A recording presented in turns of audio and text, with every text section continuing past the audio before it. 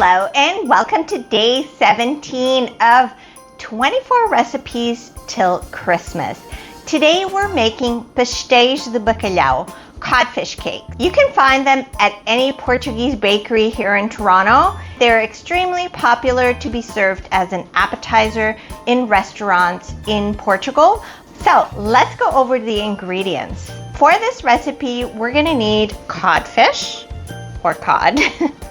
This is salted cod that has been soaked in water, and I have 2 pieces like this, and I weighed it out and it's 600 grams.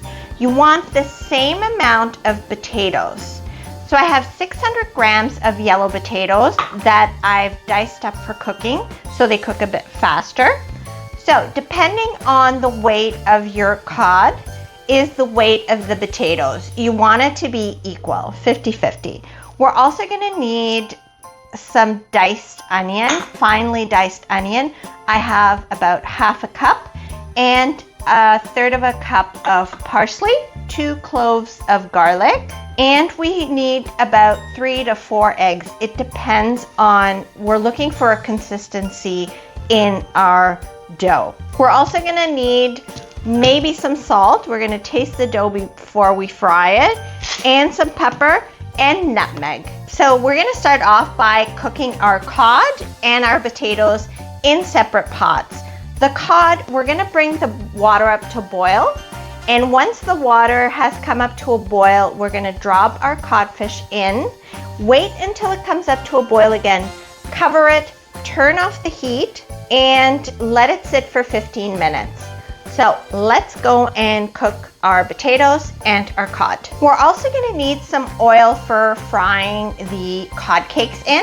And for that, I usually use sunflower oil, but you can use any kind of your favorite frying oil, will work just fine. And I'm gonna be frying in my cast iron pan. I find that it conducts the heat really well, and it's great for frying stuff like this. So both our pots are boiling, and I'm going to drop the cod in this one here. And I'm gonna wait for it to come back up to a boil. And in this one, I'm gonna put in our potatoes. Oops. And we're gonna cook our potatoes. I'm gonna add in a bit of salt, because I like to salt as we go.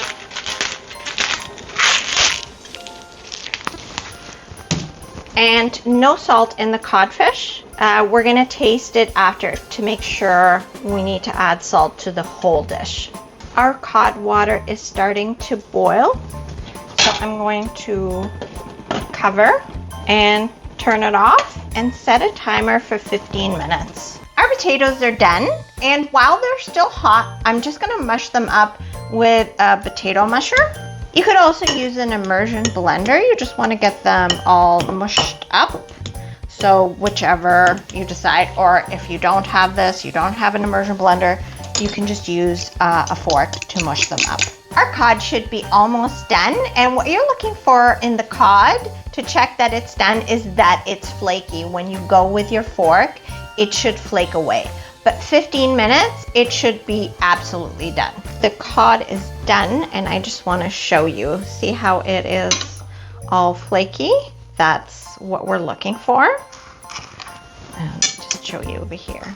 So now we're gonna let our cod cool a little bit, so then we're able to remove the bones and the skin, and we're gonna add it to our big bowl. In the meantime though, we can add in our onions and our parsley, and I'm gonna microplane in the garlic. Garlic is optional, but I find that it just gives it such a good taste. And using the microplane, it just makes it so fine you won't be able to tell that it's in the dish.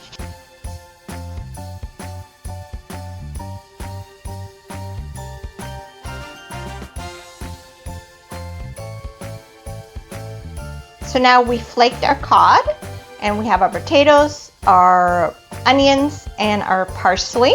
We're gonna add a dash of nutmeg. It's just to taste, so just a dash. And we're gonna add in some pepper. I like using freshly ground pepper. I like to mix it by hand because that way you can see if you missed any bones and remove them. So we have a beautiful mixture, and I'm gonna give it a taste. We don't need any salt because we haven't added salt. We added salt, but we didn't add salt, like the cod, we didn't add salt. So it does not need any salt.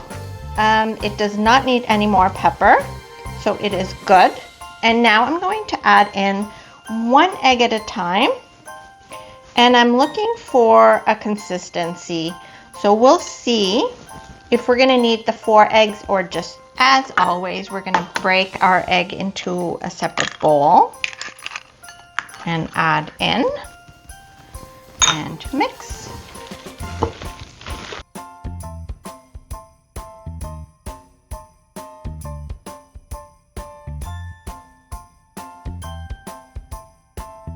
So once this egg is mixed in, we're gonna add in another. You don't want a dough that's super wet because then it's gonna fall apart on you. That's 1 more egg. I'm gonna say that 3 eggs is enough.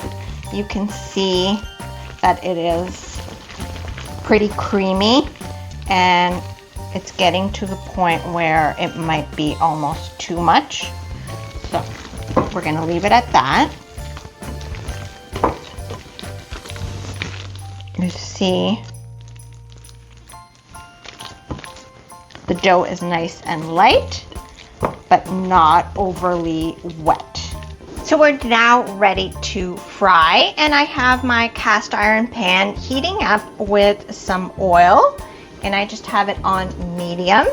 And we have our bowl with our cod, a plate to put the cod fritters or the codfish cakes in after, and I also have 2 spoons to form the fritters, the cod cakes. I'm going to show you in a sec how to do that.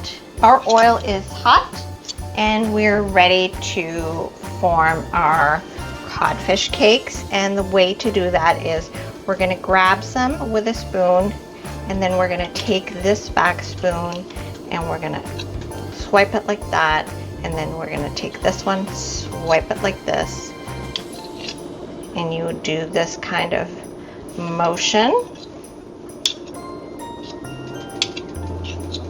and there you have your cake. And now we're going to drop it into the oil.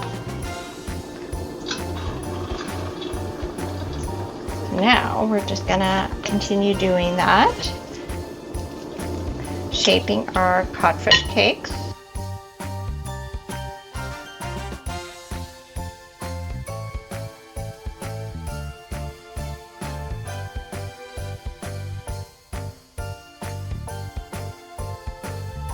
So we want to fry them, and when they start to get like this golden color, then we're going to turn them over. We're going to fry them on all sides, and you don't want to have your stove on too high. Just trying to remember which one I put in here. There you are. And we want them this golden color on all sides.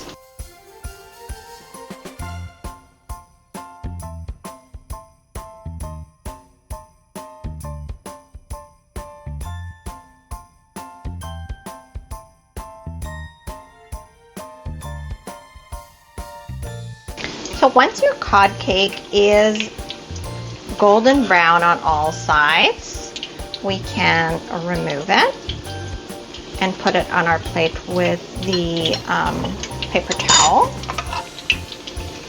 to drain off the excess oil. And now we're just going to have to do it to our whole batter. Continue frying and I find turning with the fork the easiest, and then using that to, smells delicious too. And you want that nice golden color.